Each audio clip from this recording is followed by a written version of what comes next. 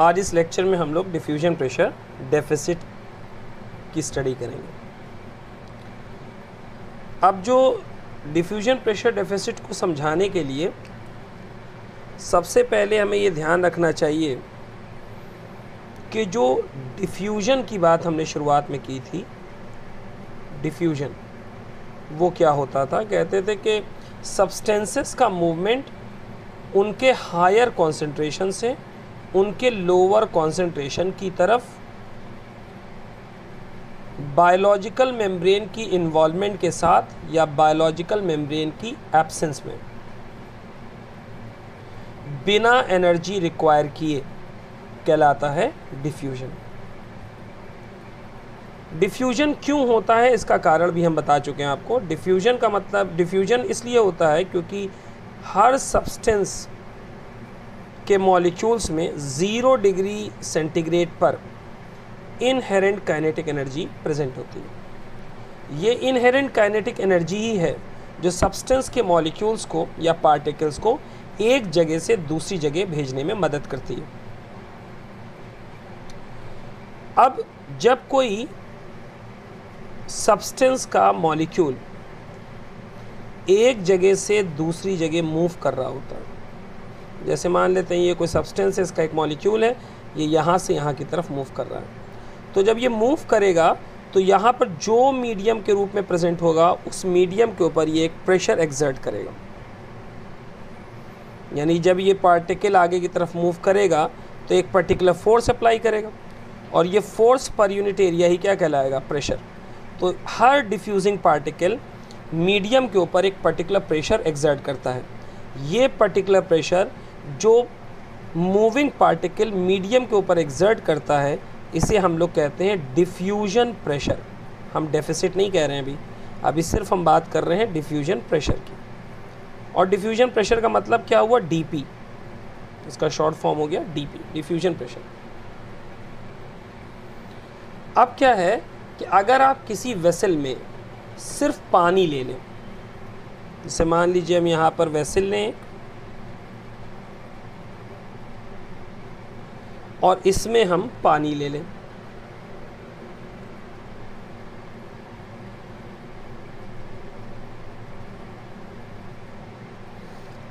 इसमें कोई salute added नहीं है, इसका मतलब ये है प्योर वाटर, प्योर वाटर। और कोई पूछे कि प्योर वाटर का डिफ्यूजन प्रेशर कितना होता है, तो कहते हैं प्योर वाटर का डिफ्यूजन प्रेशर मैक्सिमम होता है। अब ये कैसे कह रहे हैं मैक्सिमम होता है, ये थोड़ी देर बाद आपको पता चलेगा।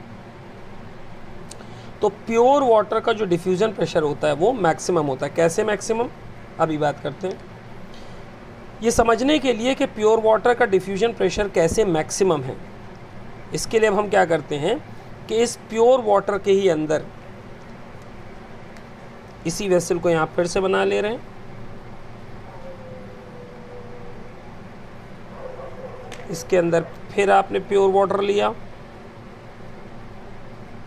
अब के सिर्फ वाटर नहीं रहने दिया, अब आपने इसके अंदर 5 ग्राम NaCl या कोई सल्यूट कितनी भी मात्रा में डाल दिया। हमने यहाँ पर NaCl सल्यूट के फॉर्म में लिया, आप कोई और सल्यूट ले लें।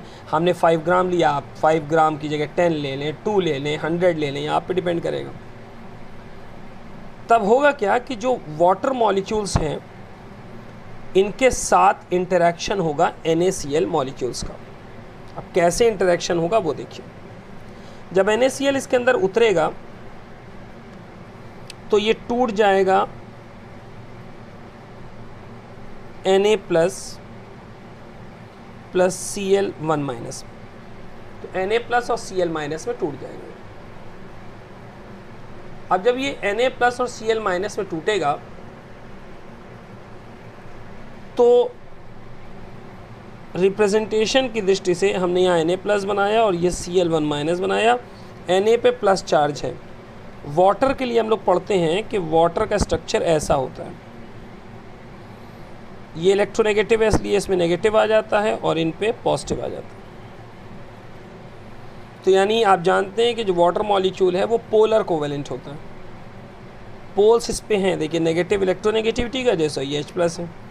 अब जो Na+ है ये अपने चारों तरफ वाटर मॉलिक्यूल्स को रोक लेगा इस तरह से,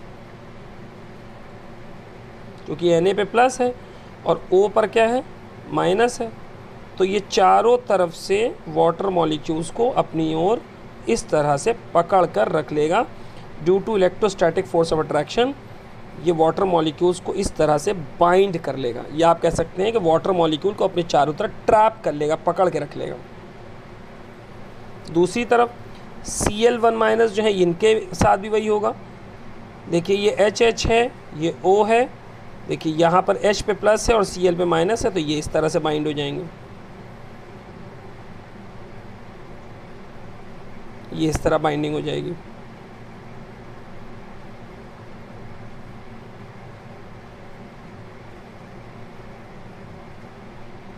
इस तरह से इसका मतलब ये कि जब आपने NaCl पानी में डाला तो Na ने भी वाटर मॉलिक्यूल को अपने चारों तरफ पकड़ के रख लिया और Cl- ने भी अपने चारों तरफ वाटर मॉलिक्यूल्स को ट्रैप करके पकड़ कर रख लिया। अब जितने वाटर मॉलिक्यूल्स यहाँ पर पकड़ में आ गए या ट्रैप हो गए Na+ और Cl1- से, इनकी इनहेरेंट काइनेटिक एनर्जी डिक्रीज कर जाएगी,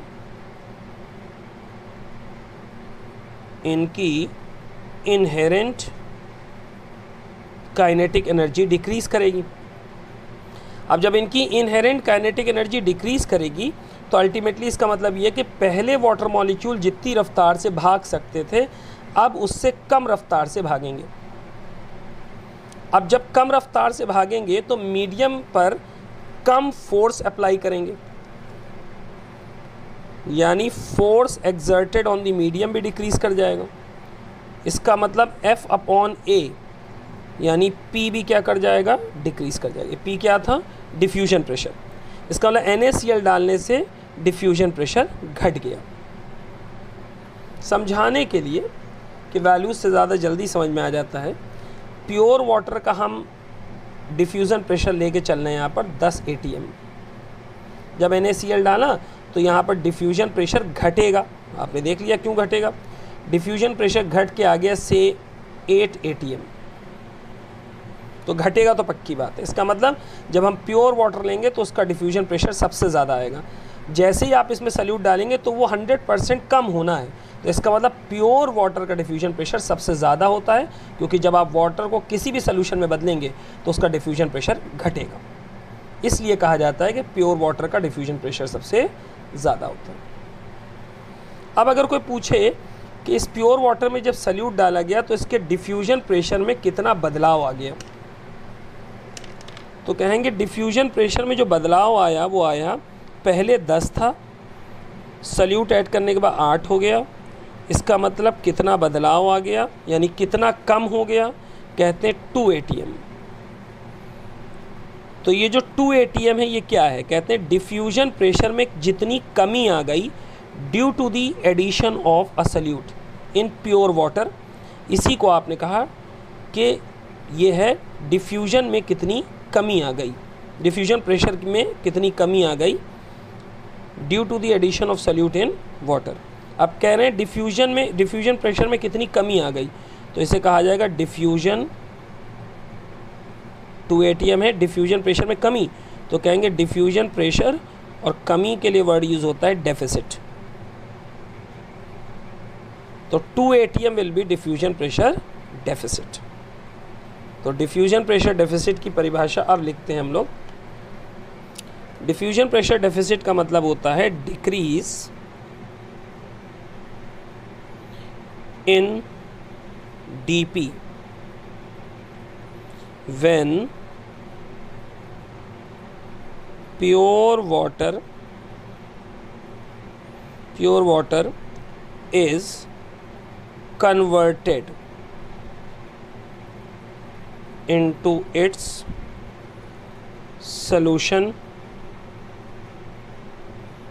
is called diffusion pressure deficit.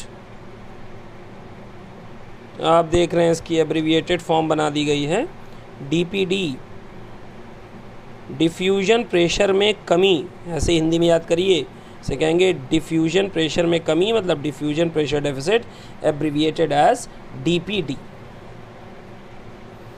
अब हम लोग बात करते हैं कि टर्म डिफ्यूजन प्रेशर किसने दिया था। कहा जाएगा कि term diffusion pressure, term diffusion pressure deficit was given by अब उतना साइंटिफिक कंट्रीब्यूशन नीट में आता नहीं है, लेकिन जो इम्पोर्टेंट है वो मैं आपको बताता रहता हूँ। मेयर डिफ्यूजन प्रेशर का दूसरा नाम भी है, कहते हैं diffusion pressure deficit is also, diffusion pressure deficit is also known as, इसका एक और नाम है वो देखिए, डीपीडी को हम लोग सक्शन प्रेशर भी कहते हैं। सक्शन प्रेशर, एब्रिविएटेड फॉर्म देखिए एसपी, डिफ्यूजन प्रेशर डेफिसिट को हम सक्शन प्रेशर भी कहते हैं। अब टर्म सक्शन प्रेशर किसने दिया, ये भी पूछा गया था एक बार कि term suction pressure was given by, किसने दिया ये, it was given by Renner, runner ना लिख दीजिएगा, रेनर, RENNER, रेनर ने इस टर्म को दिया था, सक्शन प्रेशर टर्म को रेनर ने दिया था। अब हम लोग आते हैं आगे के पार्ट पर। देखिए अगर हम 5 ग्राम्स की जगह 10 ग्राम ऐड कर दें तो अब डिफ्यूजन प्रेशर में और ज़्यादा कमी आएगी। जब प्योर वाटर था मान लेते हैं तब 10 ATM था डिफ्यूजन प्रेशर, हमने 5 ग्राम NaCl डाला तो डिफ्यूजन प्रेशर आ गया 8 ATM, 2 यूनिट से कम हो गया। अब हमने 10 ग्राम कर दिया इसको, तो मान लेते हैं कि जब 10 ग्राम डाला तो उस समय डिफ्यूजन प्रेशर आ गया 6 ATM। एक बात पर ध्यान दीजिए, जैसे आप कॉन्सेंट्रेशन सोल्यूशन का बढ़ा रहे हैं, यानी 5 ग्राम से 10 ग्राम पे जा रहे हैं, डिफ्यूजन प्रेशर घट रहा है। देखिए 8 से कहाँ चला जा रहा है, 6, डिफ्यूजन प्रेशर घट रहा है। लेकिन डिफ्यूजन प्रेशर डेफिसिट का क्या हो रहा है, डिफ्यूजन प्रेशर डेफिसिट को मैंने लिया था प्योर वाटर और सोल्यूशन के बीच में। तो देखिए पहले डिफ्यूजन प्रेशर डेफिसिट 2 था, कॉन्सेंट्रेशन बढ़ाने पे डिफ्यूजन प्रेशर डेफिसिट कितना आ गया, 10 - 6 मतलब 4। तो कॉन्सेंट्रेशन बढ़ाने पर डिफ्यूजन प्रेशर तो घटता है, 8 से 6 हो गया, लेकिन कॉन्सेंट्रेशन बढ़ाने पर डिफ्यूजन प्रेशर डेफिसिट जो है वो बढ़ जाता है। तो कॉन्सेंट्रेशन बढ़ाने पर डिफ्यूजन प्रेशर घटता है लेकिन डिफ्यूजन प्रेशर डेफिसिट बढ़ जाता है। इसको एक लाइन में इस तरह लिखेंगे हम लोग ताकि याद रहे, बहुत इंपॉर्टेंट लाइन है ये। इसमें कहा जाएगा कि कॉन्सेंट्रेशन ऑफ सोल्यूशन इंक्रीजेस। अगर आपने कॉन्सेंट्रेशन सोल्यूशन का इंक्रीज़ किया, मतलब 5 ग्राम से 10 ग्राम सोल्यूट कर दिया, तो भाई डीपी का क्या होगा, यानी डिफ्यूजन प्रेशर का। कहते हैं डिफ्यूजन प्रेशर तो कम ही होगा, 8 था देखिए 6 हो गया, तो डिफ्यूजन प्रेशर तो डिक्रीज़ करेगा। लेकिन अगर कोई पूछे कि डिफ्यूजन प्रेशर डेफिसिट का क्या होगा, तो कहते हैं डिफ्यूजन प्रेशर डेफिसिट पहले 2 था, अब कितना हो जाएगा, 4। तो इसका मतलब डीपीडी जो है वो क्या कर गया है, इंक्रीज़ कर गया। ये बहुत इंपॉर्टेंट टर्म है, ध्यान रखेंगे इस बात को, बहुत इंपॉर्टेंट कॉन्सेप्ट है ये। तो ये एक बात हो गई यहाँ पर।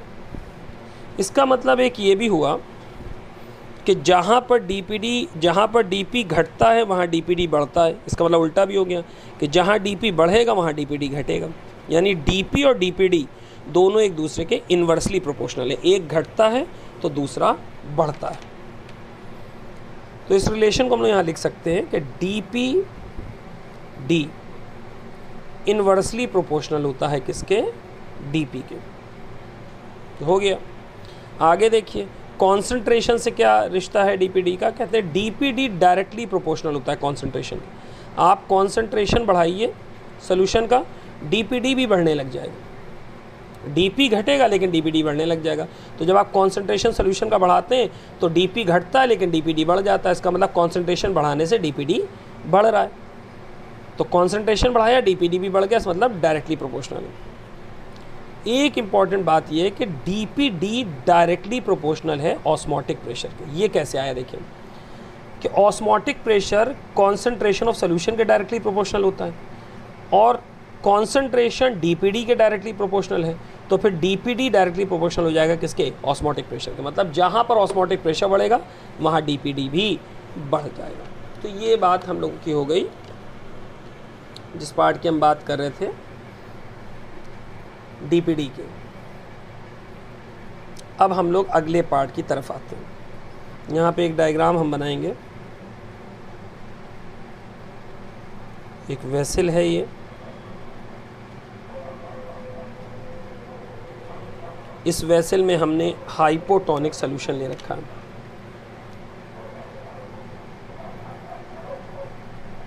सिर्फ हम हाइपो लिख देना, आप समझ जाएं, हाइपोटोनिक सॉल्यूशन।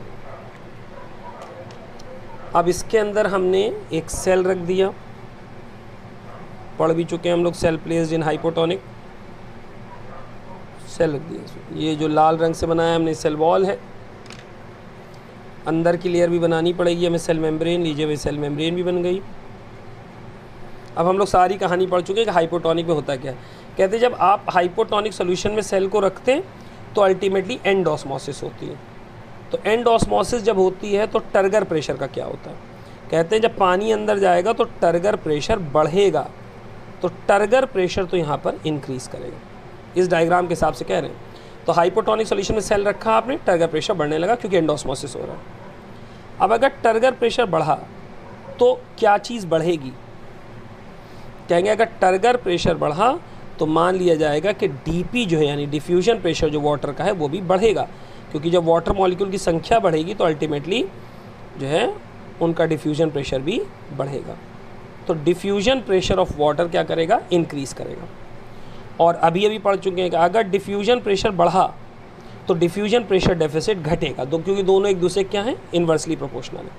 तो डीपी वाटर का इंक्रीज़ किया तो इसका मतलब डीपीडी का क्या होगा, कहते हैं डीपीडी डिक्रीज़ किया।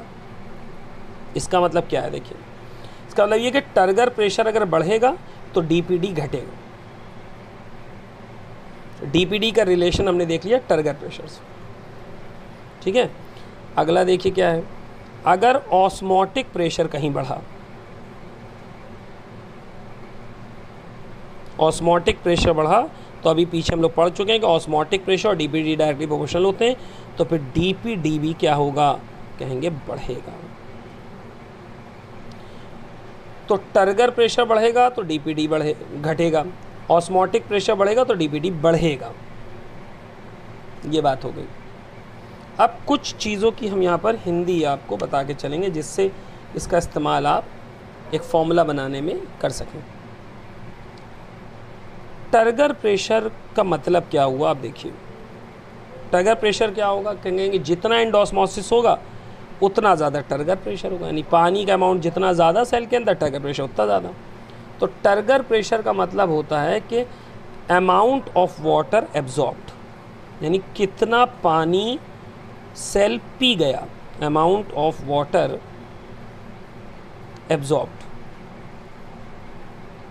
तो इसको हम लोग हिंदी में लिख लेंगे यहाँ पर, यही ध्यान भी आप रखा करेंगे, फॉर्मूला बनाने में आसानी मिलेगी कि कितना पानी पिया,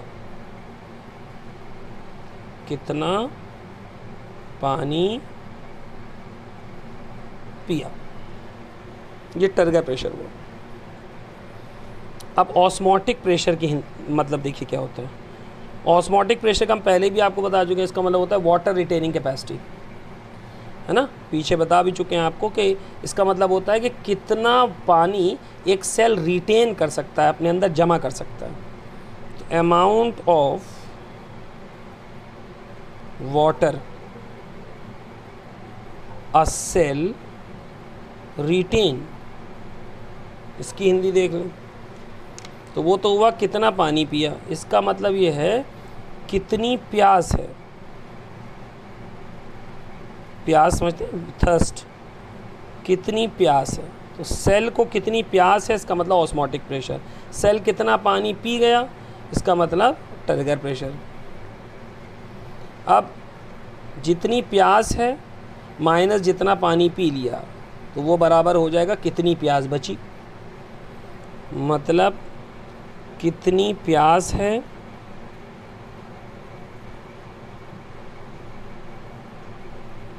माइनस कितना पानी पिया, ये बराबर किसके आएगा कि कितनी प्यास बची, कितनी प्यास बची। और ये कितनी प्यास बची है ये हिंदी है डीपीडी की। तो अब आप फॉर्मूला लिख सकते हैं, डीपीडी बराबर हो जाएगा ओपी माइनस टीपी। यहाँ से फॉर्मूला आता है, डायरेक्ट नहीं रटेंगे, जो इतना हमने तुम्हें आपको बताया है इसको याद रखेंगे, हिंदी ध्यान रखेंगे, इससे आपको बहुत हेल्प मिलेगी क्वेश्चन करने। अब आप कह सकते हैं कि डीपीडी बराबर ओपी माइनस टीपी। इस फॉर्मूले को हिंदी में याद कर लिए, कितनी प्यास बची बराबर कितनी प्यास है माइनस कितना पानी पिया, डीपीडी बराबर ओपी माइनस टीपी। अब अगले पार्ट पे हम लोग आते हैं, क्वेश्चन हम कराते हैं, वो देखिए। डीपीडी को लेते हुए 2 सेल ले लिए हमने, ये 2 एडजेसेंट सेल्स हैं, एक सेल का नाम ए रखा, एक का नाम बी रखा। हमें किसी ने बताया कि यहाँ पर डीपीडी है 2 ATM और यहाँ पर किसी ने हमें बताया कि डीपीडी है 5 ATM। और हमें पता करना है कि पानी कहाँ से कहाँ जाएगा, ए से बी में जाएगा, बी से ए में जाएगा। तो देखिए डीपीडी के टर्म में अभी हम लोगों ने फ्लो नहीं पढ़ा है, कि हम लोगों ने ये तो पढ़ा है कि भाई ऑस्मोटिक प्रेशर के टर्म में पढ़ रखा है कि भाई लोअर ऑस्मोटिक प्रेशर से हायर ऑस्मोटिक प्रेशर की तरफ वाटर जाता है, हायर कॉन्सेंट्रेशन से लोअर कॉन्सेंट्रेशन की तरफ जाता है, ये सब पढ़ चुके हैं। डीपीडी के टर्म में नहीं पढ़ा, तो यहाँ क्योंकि नहीं पढ़ा है तो उससे निकाल भी नहीं सकते, तो दूसरी टेक्निक करते हैं। जहाँ यहाँ पर देखिए डीपीडी कम है और यहाँ पर डीपीडी ज़्यादा है। जहाँ डीपीडी कम होता है वहाँ डीपी ज़्यादा होता है, यानी डिफ्यूजन प्रेशर ज़्यादा, और जहाँ डीपीडी ज़्यादा होता है वहाँ डिफ्यूजन प्रेशर कम होता है। अब यहाँ डिफ्यूजन प्रेशर ज़्यादा है, यहाँ डिफ्यूजन प्रेशर कम है, तो हमेशा ये तो कॉमन सेंस की बात है कि जहाँ डिफ्यूजन प्रेशर ज़्यादा होगा वहाँ से पानी चलेगा, कहाँ तक जाएगा, जहाँ डिफ्यूजन प्रेशर कम होगा। तो डिफ्यूजन प्रेशर के टर्म में तो हमने निकाल लिया कि पानी का मूवमेंट होगा फ्रॉम ए टू बी। अब इसे डीपीडी में कन्वर्ट कर लेते हैं। डीपीडी के टर्म में क्या आ रहा है, from low DPD to high DPD. ये लाइन बहुत इंपॉर्टेंट है कि वाटर मूव्स फ्रॉम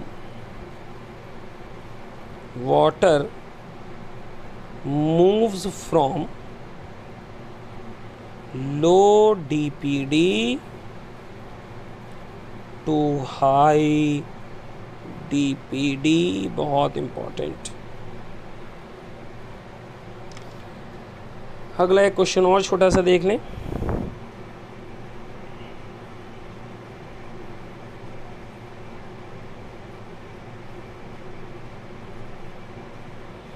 ये सेल ए है, ये बी है, ये सी है।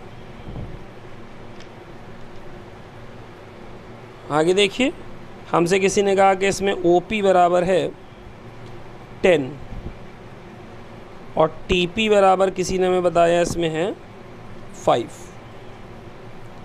यहाँ पर OP बताया किसी ने 15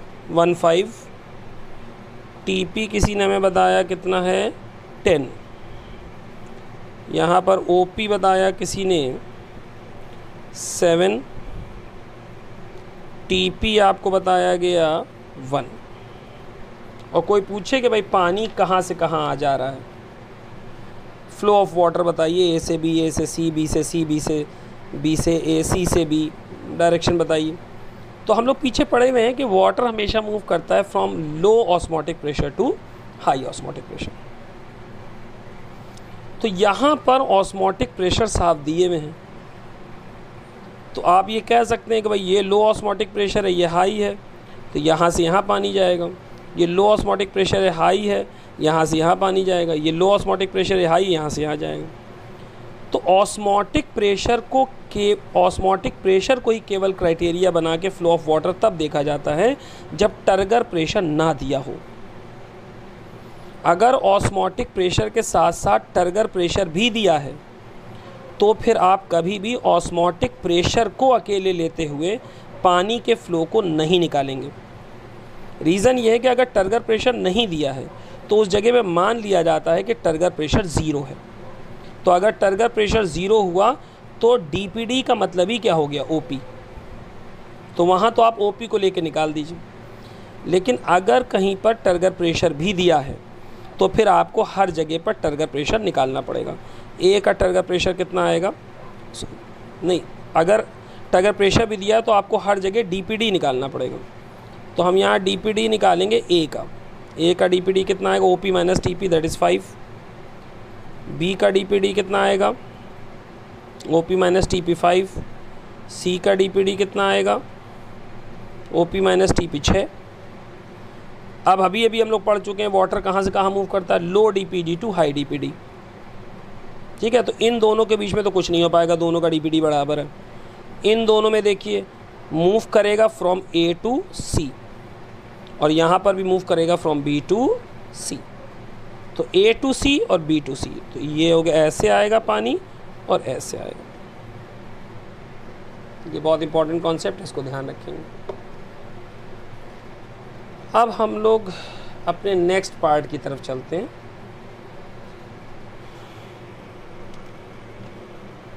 नेक्स्ट भाग है इसका वाटर पोटेंशियल।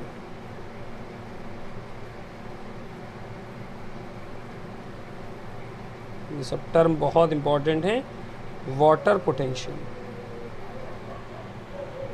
सबसे पहले तो हम आपको वाटर पोटेंशियल की मीनिंग तो नहीं बताएंगे, लेकिन केमिस्ट्री में एक टर्म आता है, उसे कहते हैं गिब्स फ्री एनर्जी। सबसे पहले हम गिब्स फ्री एनर्जी डिस्कस करेंगे ताकि उसकी मदद से हम वाटर पोटेंशियल तक बढ़ सकें। अब गिब्स फ्री एनर्जी की जब बात होती है तो गिब्स फ्री एनर्जी का मतलब होता है capacity to do work is called Gibbs free energy.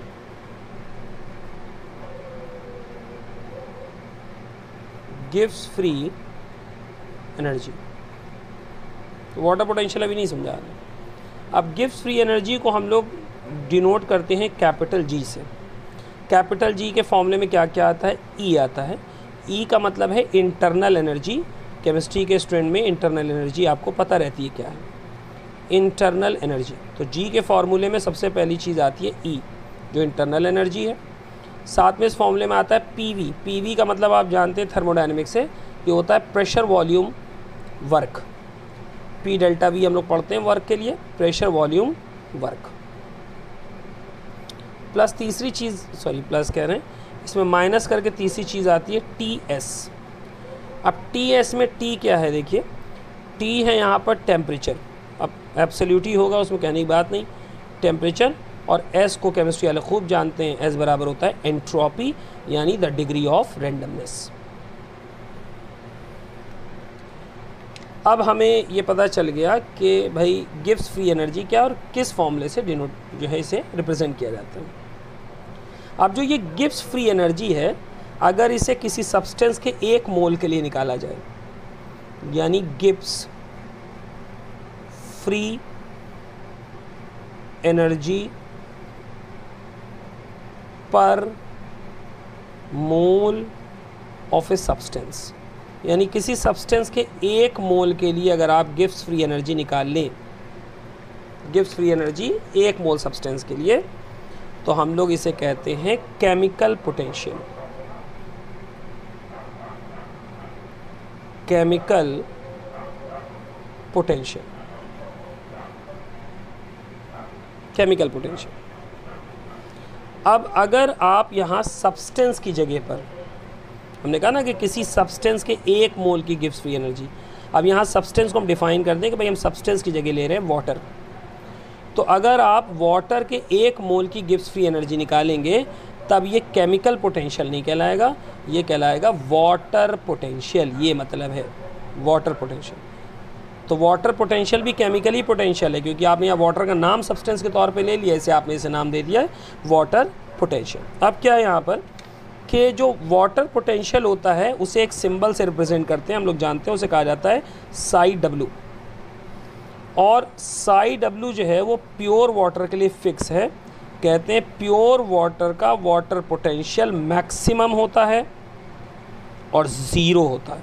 तो सोच लीजिए वाटर पोटेंशियल की जो वैल्यू है मैक्सिमम वो ज़ीरो है।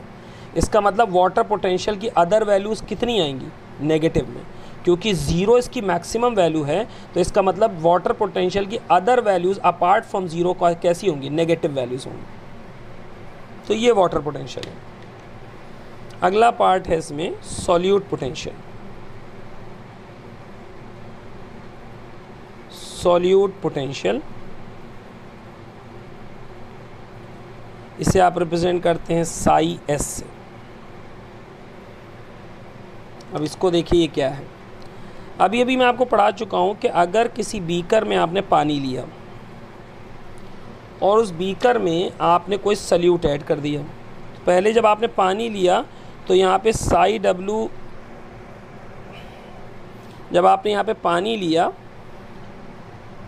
और इस पानी में आपने सल्यूट ऐड कर दिया, तो जब आप इस पानी में सॉल्यूट को ऐड करेंगे तो पीछे बता चुका हूँ आपको कि सॉल्यूट और सॉल्वेंट के बीच में इंटरेक्शन होगा। ये जो सॉल्यूट होगा ये अपने चारों तरफ वाटर मॉलिक्यूल्स को ट्रैप कर लेगा, और जब ट्रैप करेगा तो इसका मतलब क्या होगा? कहते हैं जो फ्री एनर्जी है वाटर मॉलिक्यूल्स की वो कम हो जाएगी। पीछे पूरा बताया आपको। फ्री एनर्जी ऑफ वाटर क्या करेगा? डिक्रीज़ हो जाएगा। मान लेते हैं जब सल्यूट नहीं डाला था तो 10 जूल थी, सल्यूट डालने के बाद 8 जूल हो गई, तो डिक्रीज़ कर गई। तो कितनी डिक्रीज़ की? तो कहते हैं 2 जूल। तो कहते हैं किसी पानी में सल्यूट ऐड करने पर उस वाटर की फ्री एनर्जी जितनी कम हो जाती है उसी को हम लोग कहते हैं सॉल्यूट पोटेंशियल। मतलब यहाँ सॉल्यूट पोटेंशियल आएगा 2 जूल। मतलब decrease in water potential. Water potential में कितनी कमी आ गई? Decrease in water potential by the addition of solute is known as solute potential। तो वाटर पोटेंशियल मतलब हो गया कि वाटर के 1 मोल की कितनी फ्री एनर्जी है, वो वाटर पोटेंशियल। इस वाटर पोटेंशियल में कितनी कमी आ गई due to solute is known as solute potential.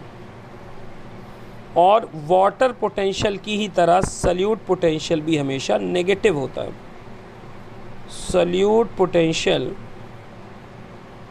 Is always negative. अब ये कैसे समझा जाएगा कि सॉल्यूट पोटेंशियल नेगेटिव है? तो कहते हैं मान लें शुरुआत में 10 जूल थी और सॉल्यूट ऐड करने के बाद 8 हो गई, कोई डिफरेंस निकालेगा तो यहाँ पर आप फाइनल माइनस इनिशियल करेंगे तो 8 - 10 आएगा -2। इसलिए सॉल्यूट पोटेंशियल हमेशा नेगेटिव होता है।